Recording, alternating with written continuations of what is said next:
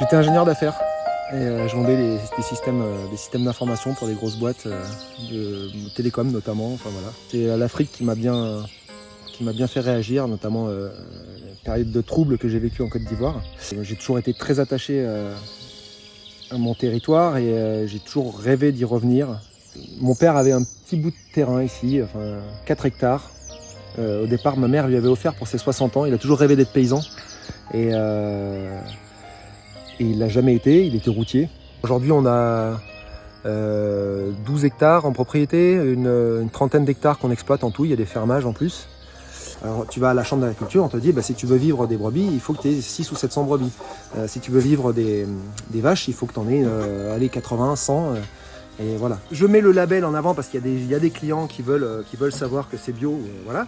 Mais j'ai rien à voir avec le bio industriel qu'on peut trouver à Carrefour par exemple. C'est pour ça que moi ce que je mettrai en avant c'est plutôt l'agriculture paysanne et je me sens beaucoup plus proche d'un paysan local avec une ferme à taille humaine qui est en conventionnel, c'est-à-dire qui va se permettre un ou deux traitements sur ses céréales mais qui est implanté sur son territoire et que avec la bio industrielle avec une main d'œuvre sous-payée dans le sud de l'Espagne.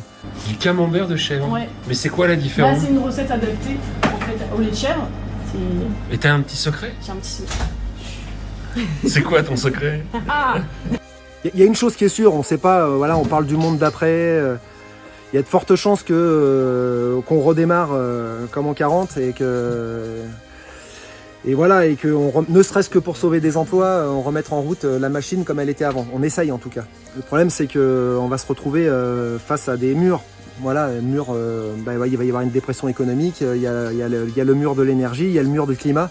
Et par conséquent, ce qui est acquis aussi, c'est qu'on va assister à un gros retour vers le local. 3 petites fermes valent mieux qu'une grande. Ça vaut mieux parce que ça fait vivre plus de monde, parce que ça fait vivre un territoire. Et que l'idée c'est ça aussi derrière, c'est d'avoir un territoire vivant. On nous a pas pris au sérieux au départ si tu veux. Et notre part du boulot ça a été de montrer qu'on peut faire quelque chose d'alternatif. Et qui marche, qui est viable. C'est pas la misère, on s'éclaire pas à la bougie, on part en vacances. On est persuadé que le seul système viable c'est l'économie basée sur le libre-échange mondialisé. Et puis là on voit qu'un tout petit grain de sable ça vient remettre tout ça en cause. Ça a quand même été une terre de résistance, le Limousin, et une terre de maquis. Voilà. Donc aujourd'hui, c'est peut-être ça. Faut peut-être qu'il y ait de plus en plus de gens qui prennent le maquis et qui viennent s'installer en Limousin pour construire quelque chose de mieux. Il parle beaucoup, hein? Ah ouais, mais moi, même la nuit, il parle. Je me fâcherais avec moi-même il y a 15 ans, si tu veux, quand j'étais un militant écolo à Lyon et que j'avais pas eu la pratique. Voilà.